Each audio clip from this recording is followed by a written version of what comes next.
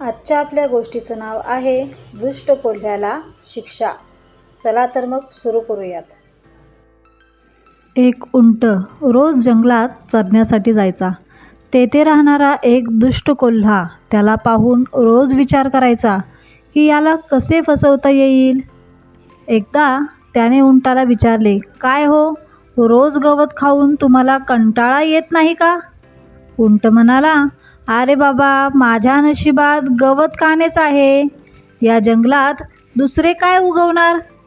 तेव्हा कोल्हा म्हणाला, "मी तर रोज जवळच्याच एका शेतात जातो आणि तेथे गाजर, मुळा, काकडी, भोपळा खातो. तेथील भाज्या व फळे खूप रसाळ आणि ताजी असतात." उंटालाही ती शेतातली भाजी खावीशी वाटली व कोल्ह्याला त्याने तेथे घेऊन जाण्यासाठी विनंती केली. उंट कोल्ह्यासोबत शेतात गेला. कोल्ह्याने आधी जाऊन स्वतः खाऊन घेतले व नंतर उंटाला पाठवले. उंट शेतात जाताच कोल्ह्याने मग जोराने कोल्हेकुई सुरू केली.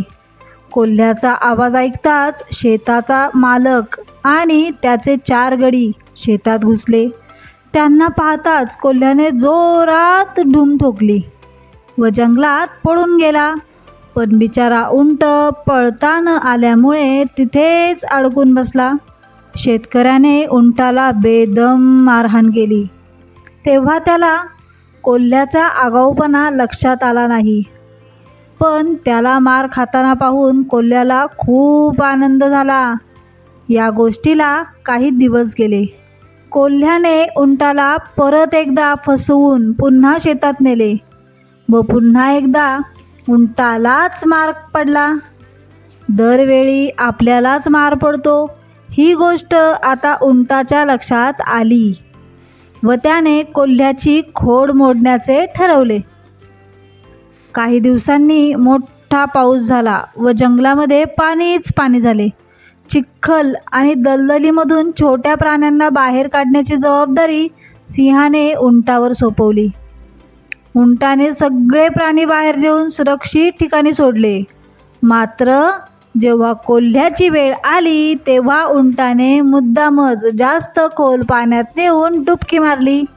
कोल्हा पाण्यात बुडून मरण पावला. तर या गोष्टीचं तात्पर्य काय? करावे तसे भरावे. जो जसा पेरतो तसेच फळ त्याला प्राप्त होते.